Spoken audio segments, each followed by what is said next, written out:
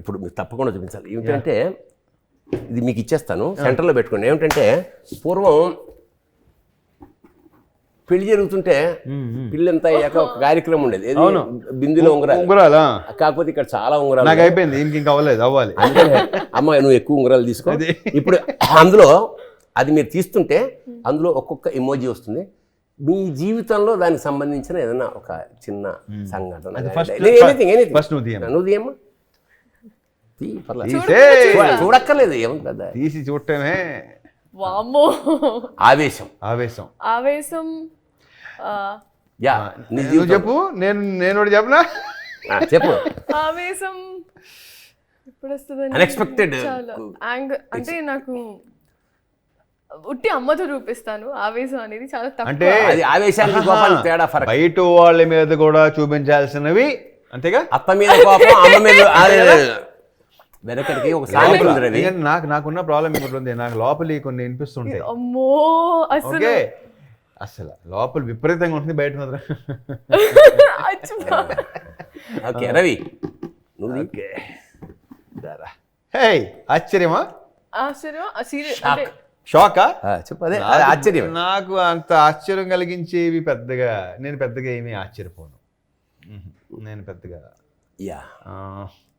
ఏదైనా సందర్భం ఉందా? ఇది మంచి విషయం కానీ చెడు విషయం కానీ. ఎందుకంటే సడన్గా ఓ పరమ దొంగనా కొడుకు అనుకున్నవాడు గొప్పగా కనపడ్డా అనుకో, అది మన ఆశ్చర్యం. అట్లాంటి ఆశ్చర్యాలు అవకాశం తక్కువ. ఓకే, ఇంకొకటి నువ్వు దీనా అంటారు కదా, ఇది అంటారు కదా, ఎవరి కర్మకి వాడే బాధ్యుడు మనొద్దు. ఎందుకంటే ఒకరి గురించి ఆలోచించి ఇలా నా సిస్టమ్ని పాడు చేసుకోవడం నాకు ఇష్టం లేదు. నెక్స్ట్ ఎవడు ప్లెజెంట్నెస్ బేసిక్ ఎప్పుడు అలాగే ఉంటుంది. బ్లిస్, ఇదే ప్లెజెంట్ గా అట్లీస్ట్ ఒకటి అది చూడగానే నీ జీవితంలో నీకు ఏదైనా ఒక అంటే ఎలాంటి సిచ్యువేషన్ ఉన్నా, ఏ ఎమోజీ మొహంతో ఉన్న వాళ్ళు మన ముందు ఉన్నా మనం ఇట్లాగే ఉండాలి అని సందేశం ఇప్పుడు ఇలాగే ఉంటారు, కన్నీళ్ళు వచ్చేలా నవ్వించడం ఎప్పుడు ఇలాగే. ఫ్యాంటాస్టిక్. ఇంకోటి తీనానా? ఇంకోటి చూడొద్దు, చూడలేదు, చూసినా పర్లేదులే పెద్ద.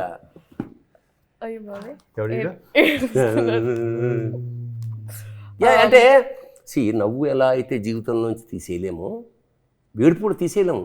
సో హౌ స్ట్రాంగ్, ఎట్లా మనం ఫేస్ చేస్తాం అనేది పాయింట్ జీవితంలో.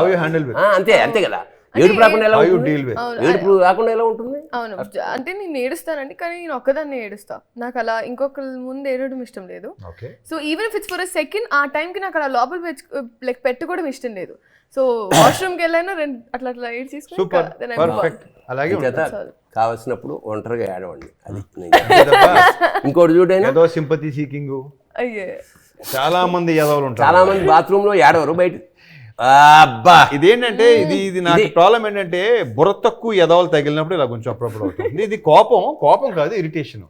అదే వాట్ ఎవర్. ఇప్పుడు కోపం అది మనకి బేసిక్ గా ఎక్కువ ఉంటారు. ఎందుకంటే కోపం అంటే పర్లేదులే, కోపం అప్పుడప్పుడు కనీసం కాటే ఎక్కర్లా, బుస కొట్టాలి. బుస లేకపోతే కనీసం